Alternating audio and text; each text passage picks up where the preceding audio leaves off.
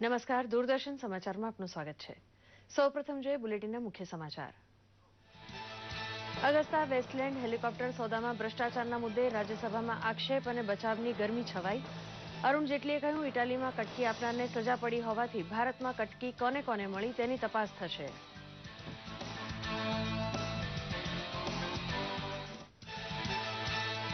ઉત્તરાખંડમાં રાષ્ટ્રપતિ શાસન ખતમ કરતા નૈનીતાલ હાઈકોર્ટના ચુકાદા સામેના મનાઈ હુકમને 3જી મે સુધી લંબાવતી સર્વોચ્ચ અદાલત। 29મી એપ્રિલે વિશ્વાસમત ગ્રહણ કરવાનું હાલ મોકૂફ રાખવા સાથે સર્વોચ્ચ અદાલતે કેન્દ્રને પૂછ્યા 7 સવાલ। નોન ક્રીમી લેયર સર્ટિફિકેટની આવરદા 1થી વધારી 3 વર્ષ કરવાનો જનહિતકારી નિર્ણય લેતા મુખ્યમંત્રી આનંદીબેન પટેલ, લાખો વિદ્યાર્થીઓ તથા નોકરી વાંચ્છુઓને વારંવાર દાખલો કઢાવવાની કડાકૂટમાં મળી રાહત।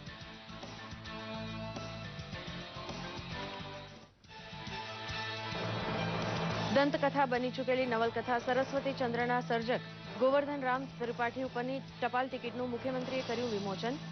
ટપાલ ટિકિટ વડે ગોવર્ધન રામની સ્મૃતિ ઇતિહાસબદ્ધ થતા હરખાયું ગુજરાત।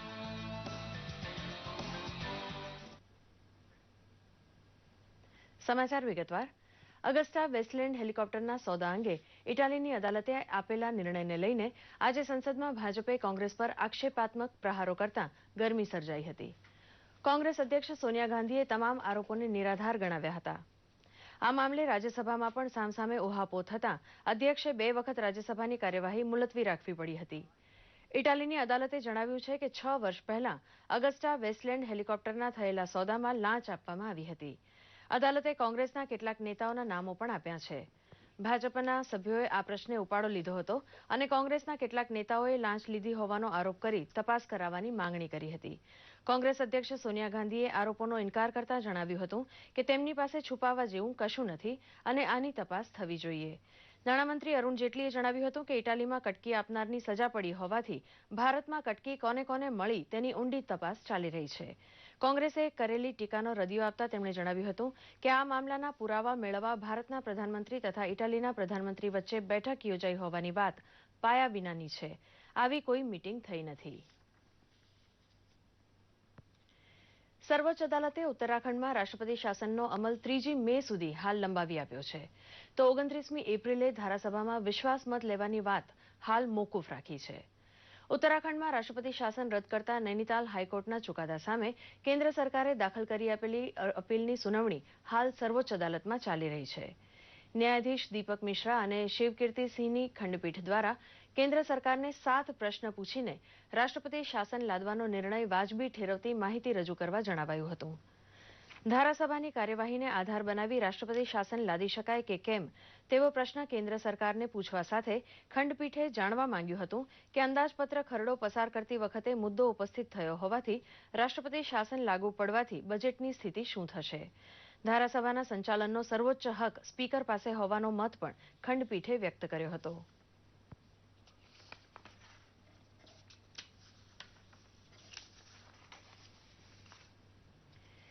ગતિશીલ ગુજરાતના શિલ્પી એવા મુખ્યમંત્રી આનંદીબેન પટેલે વધુ એક જનહિતકારી નિર્ણય લઈને નોન ક્રીમી લેયર સર્ટિફિકેટનો સમયગાળો 1થી વધારીને 3 વર્ષ કરી આપ્યો છે। પરિણામે લાખો વિદ્યાર્થીઓ તથા નોકરી વાંચ્છુઓને મોટી રાહત થઈ છે।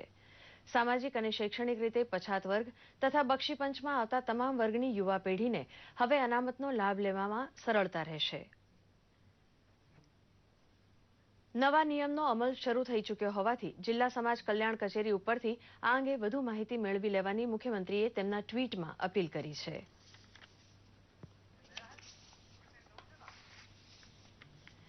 ગુજરાતના મૂર્ધન્ય સાહિત્યકાર સાક્ષર ગોવર્ધન રામ ત્રિપાઠીની સ્મૃતિમાં ભારત સરકાર દ્વારા બહાર પડાયેલ ટપાલ ટિકિટનું મુખ્યમંત્રી આનંદીબેન પટેલના હસ્તે ગાંધીનગરમાં વિમોચન કરવામાં આવ્યું હતું।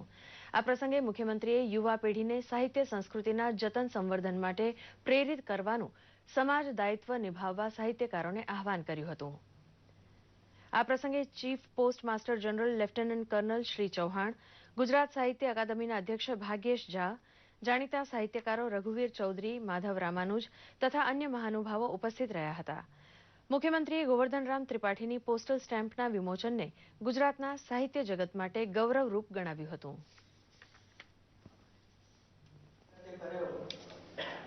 હું આનંદ અનુભવું છું અને આવા શોધો મનોભાવ કરવા જેવું છે.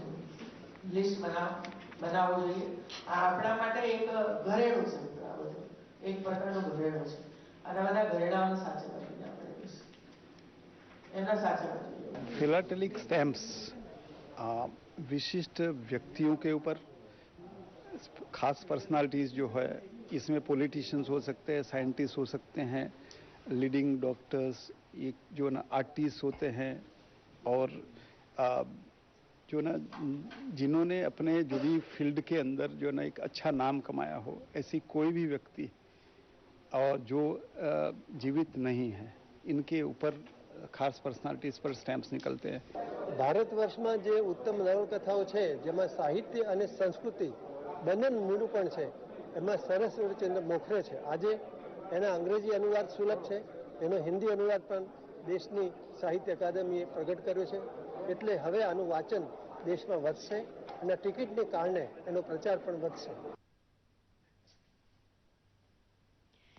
ગુજરાતના પનોતા સાહિત્યકાર અને દંતકથારૂપ બની ચૂકેલી મહાનવલકથા સરસ્વતીચંદ્રના લેખક એવા ગોવર્ધન રામ ત્રિપાઠીના સ્મરણાર્થે ટપાલ વિભાગ દ્વારા ખાસ ટપાલ ટિકિટ બહાર પડાઈ છે. નડિયાદ ખાતે તેમના વારસાગત નિવાસસ્થાને નડિયાદ પોસ્ટ ઓફિસ તેમજ ખેડા જિલ્લા ફિલાટેલિસ્ટ સંગઠન દ્વારા યોજાયેલ કાર્યક્રમમાં જુદા જુદા 8 પ્રકારના ટપાલ કવરનું પણ વિમોચન કરાયું હતું. આ પ્રસંગે સાહિત્યકારો અને નગરજનો મોટી સંખ્યામાં ઉપસ્થિત રહ્યા હતા. સાક્ષર અને સારસ્વતોની નગરી ગણાતા નડિયાદમાં ગોવર્ધન રામની સ્મૃતિ ટપાલ ટિકિટમાં ઇતિહાસબદ્ધ થતા આનંદ છવાયો હતો.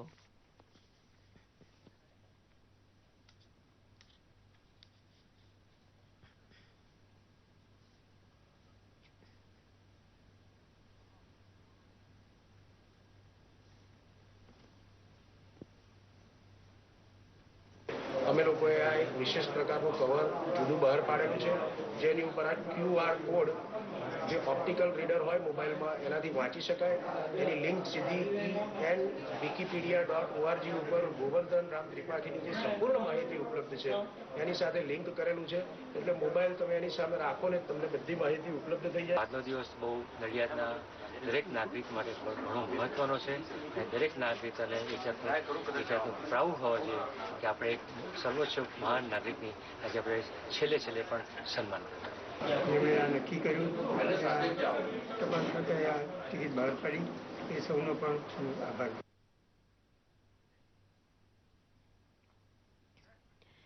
ગુજરાત વિધાનસભાની તાલાળા બેઠકની પેટા ચૂંટણી માટે ભાજપ તરફથી ઉમેદવાર તરીકે ગોવિંદભાઈ વરજાંગભાઈ પરમારની પસંદગી કરવામાં આવી છે. કોંગ્રેસના ધારાસભ્ય જશુભાઈ બારડનું આશરે 2.5 માસ પહેલા અવસાન થતાં આ બેઠક ખાલી પડી હતી.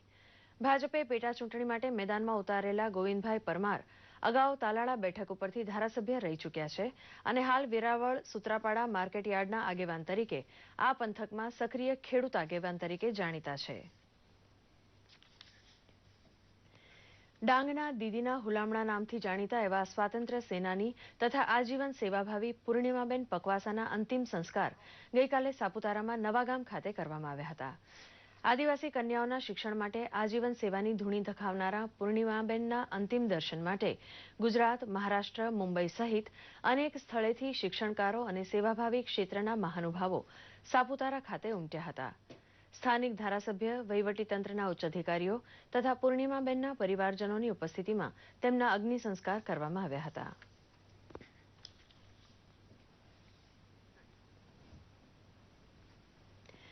ઉનાળાની મોસમમાં કેરી ખાવાનો અનોખો લાવો હોય છે, પરંતુ કેરી પકવતા ખેડૂતો હવે નિરાશ થયા છે. ઓછા પાક અને વાતાવરણની અસરનો ખેડૂતોને માર પડ્યો છે અને તેથી જ ખેડૂતો આંબાવાડીઓ કાઢી રહ્યા છે. જોઈએ એક અહેવાલ. અમરેલી જિલ્લામાં કેસર કેરીનો પાક સારા પ્રમાણમાં થતો રહ્યો છે, પરંતુ આજે પરિસ્થિતિ બદલાઈ છે. વર્ષોથી આંબાવાડી રાખતા ખેડૂતો હવે અન્ય પાક તરફ વળી રહ્યા છે અને તેનું કારણ છે વાતાવરણમાં આવેલો પલટો. 30-35 આંબા ઉપરથી 10 કિલો કેરીનું પણ ઉત્પાદન થતું નથી અને પરિણામે ખેડૂતો પોતાનો પરસેવો સિંચી ઉછેરેલા આંબાના ઘટાદાર ઝાડ કાપવા લાગ્યા છે. આંબાનું કાઢવાનું કારણ એ કે આમાં વળતર મળતું નથી. બરાબર, કેરી 3 વર્ષ નથી આવતી. સોરી, હા કાઢીને અમે બગીચો જ કરવાનો છે, પણ લીંબુડીનો. અમારે આંબા કાઢવાનું કારણ એક જ છે કે અમારે આમાં છેલ્લા 2-3 વર્ષ થયા કોઈ ઉપજ મળતી નથી. કા વાવાઝોડા આવી જાય કેરી ટાઈમે, કા વરસાદ થઈ જાય. છેલ્લા 3-4 વર્ષથી કોઈ વસ્તુ ઉપજ મળી નથી અમને. હવે બીજી કોઈ ઉપજ લેવાનું સાદું મગફળી છે કે કોઈ એવી વસ્તુ વાવવાથી સારું પાણીનું છે એની હિસાબે. 35-40 વર્ષથી જતનથી ઉછેરેલા આંબાઓ ખેડૂતો કાઢી રહ્યા છે. આ પરિસ્થિતિનું નિર્માણ થતા જિલ્લાનો બાગાયત વિભાગ પણ ચિંતામાં છે. ખેડૂતોએ આગોતરું આયોજન કરીને દવાઓનો છંટકાવ કરીને આંબાઓને સાચવવા જોઈએ તેવી સલાહ અપાઈ રહી છે. 30 વર્ષ જૂના બગીચાઓની તમે જે સંભાળ રાખેલી છે અને માવજતથી બનાવેલા બગીચાઓને કાઢીને નાખતા, આવા બગીચાઓનું નવીનીકરણ કરી અને એમાંથી ફરીથી નવો વેજીટેટિવ ગ્રોથ લઈ અને નવેસરથી ઉત્પાદન લેવાનું ચાલુ કરે, એટલે કે રોગિષ્ટ અને ન ઉત્પાદન આપતી ડાળીઓ કાપી અને એનું નવીનીકરણ કરવામાં આવે અને પછીથી જ્યારે નવો ગ્રોથ ફૂટે એના માટે સેન્દ્રિય ખાતર છે, એના યુનિવર્સિટીના રેકોમેન્ડેશન પ્રમાણેના રાસાયણિક ખાતરો બધું પેરેલલ એટલે કે ઇન્ટિગ્રેટેડ ન્યુટ્રિયન્ટ મેનેજમેન્ટથી નવું ઉત્પાદન સારું એવું લઈ શકાય. મોંઘવારીનો માર અને વાતાવરણનો વાર જગતના તાત પર અસહ્ય થઈ રહ્યો છે.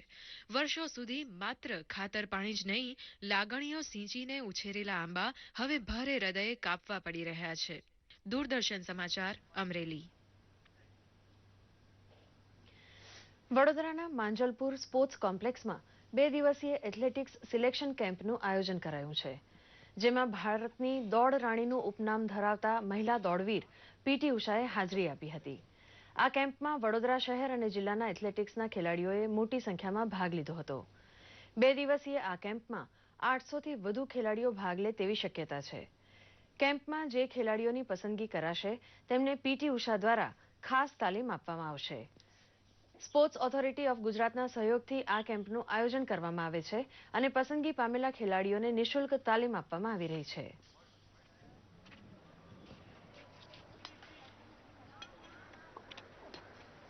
Their quality test only, not that somebody come first we check. It is like quality check हो रहा है, 30 meters fly का check हो रहा है.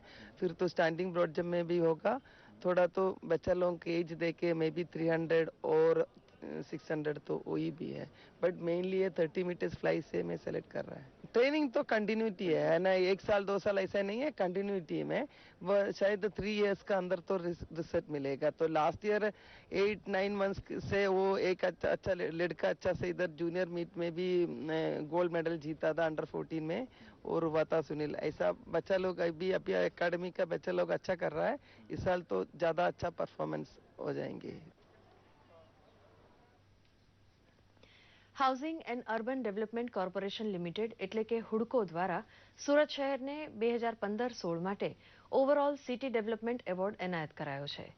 વધતા જતા શહેરીકરણ સાથે નાગરિકોને સારી સુવિધા પૂરી પાડનાર શહેરોને બેસ્ટ પ્રેક્ટિસ એવોર્ડ હેઠળ વિવિધ કેટેગરીમાં હુડકો દ્વારા દર વર્ષે પુરસ્કાર આપવામાં આવે છે, જે માટે સુરત શહેરે વિવિધ 9 કેટેગરીમાં નોમિનેશન કર્યું હતું, જેની ખરાઈ કરીને સુરત મહાનગરપાલિકાની ઓવરઓલ સિટી ડેવલપમેન્ટ એવોર્ડ માટે પસંદગી કરાઈ હતી. ગત તારીખ 26 એપ્રિલે દિલ્હીમાં કેન્દ્રીય શહેરી વિકાસ મંત્રીએ સુરતના ડેપ્યુટી મેયરને એવોર્ડ એનાયત કર્યો હતો. સાથે જ ટ્રોફી, સર્ટિફિકેટ અને ₹1 લાખનું ઇનામ પણ આપવામાં આવ્યું હતું. નક્કી કરી જે 9 કેટેગરીની અંદર જે સારી કામગીરી થઈ છે અને સર્વાંગી વિકાસ થયો હોય તો એ માત્ર સુરત શહેર છે. એટલે એ લોકોએ સુરતની પસંદગી કરી અને સુરતની પસંદગી કરી એમાં એ લોકોએ ઓવરઓલ સિટી ડેવલપમેન્ટ એવોર્ડ નક્કી કર્યો. ઓવરઓલ સિટી ડેવલપમેન્ટ એવોર્ડ કે જેને આપણે કહે ને કે સુરત શહેરની અંદર તમામ ક્ષેત્રોની અંદર ખૂબ સુંદર કામગીરી થઈ છે અને ધ્યાનમાં રાખીને આ એવોર્ડ આપવામાં આવ્યો છે. હુડકો દ્વારા કન્વેન્શન સેન્ટર અને ત્યાં હુડકોના સેક્રેટરી ઉષાબેન દ્વારા એવોર્ડ આપવામાં આવ્યો હતો. એવોર્ડ લેવા માટે અમારા ડેપ્યુટી મેયર શંકરભાઈ ચેવલીજી ગયા હતા. આ સાથે સાંજનું સમાચાર બુલેટિન સમાપ્ત થયું. નમસ્કાર.